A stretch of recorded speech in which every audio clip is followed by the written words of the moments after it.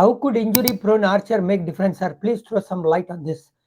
No ಸೈಡ್ ಒಂದು ಇವು ಬಹಳ ಇಂಪಾರ್ಟೆಂಟ್ ಕ್ವಶನ್ ನೀವು ಕೇಳಿದ್ದೀರಾ. ಯಾಕೆ ಗೊತ್ತಾ, 2021 ಅಲ್ಲಿ ಲಾಸ್ಟ್ ಟೆಸ್ಟ್ ಮ್ಯಾಚ್ ಆಡಿದ್ದಂತೆ ಜೋಫ್ರಾ ಆರ್ಚರ್ ಅವರು. ಈ ಟೆಸ್ಟ್ ಮ್ಯಾಚ್ಗೆ ಮುಂಚೆ ಒಂದೇ ಒಂದು ಕೌಂಟಿ ಮ್ಯಾಚ್ ಆಡಿದ್ದಾರೆ.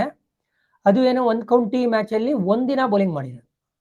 ಸೊ ಇವರು ಎಷ್ಟು ಫಿಟ್ ಆಗಿದ್ದಾರೆ. ಈ ಒಂದು ಬಿಸಿಲಿರುವಂಥ 31 ಡಿಗ್ರಿ ಸೆಂಟಿಗ್ರೇಡ್ ಹಾರ್ಡ್ ಸಮ್ಮರ್ ಅಂತ ಕರಿತಾ ಇದೀವಿ, ಎಂಟೈರ್ 5 days ಲಾಸ್ಟ್ ಆಗ್ತಾರಾ ಜೋಫ್ರಾ ಆರ್ಚರ್ ಅನ್ನೋ ಒಂದು ಪ್ರಶ್ನೆ. ಓಕೆ, ಜೋಫ್ರಾ ಆರ್ಚರ್ ಒಬ್ರು ಹೋದ್ರು ಕೂಡ ಬೇರೆಯವ್ರು ಮ್ಯಾನೇಜ್ ಮಾಡ್ಬೋದು ಅಂತ ಹೇಳಿದ್ರೆ, ಈಗ ಗಸ್ ಆಟ್ಕಿನ್ಸ್ ಅನ್ನು ನೀವು ಇಂಜುರಿ ಆದ್ಮೇಲೆ ಕರ್ಕೊಂಬತ್ತಾ ಇದೀರಾ ಅಂತ ಇಟ್ಕೊಳ್ಳೋಣ. ಇಬ್ರು ಇಂಜುರಿಯಿಂದ ಕಮ್ ಬ್ಯಾಕ್ ಮಾಡ್ತಾ ಇರುವಂತ ಪ್ಲೇಯರ್ಗಳನ್ನ ನೀವು ಲೆವೆಲ್ ಆಡಿಸಿದೀರಾ. ಫಾರ್ ವಾಟ್ ಎವರ್ ರೀಸನ್ ಅವ್ರು ಮತ್ತೊಮ್ಮೆ ಬ್ರೇಕ್ ಡೌನ್ ಆಗೋದ್ರು ಅಂತ ಹೇಳಿದ್ರೆ ನಿಮಗೆ ಬೌಲಿಂಗ್ಗೆ ಇಲ್ದೇ ಇರೋಂಗಾಗುತ್ತೆ. ಈ ಒಂದು ಕಾಲ್ನ ತಗೊಳ್ಬೇಕಾಗತ್ತೆ ಇಂಗ್ಲೆಂಡ್ ಅವರು.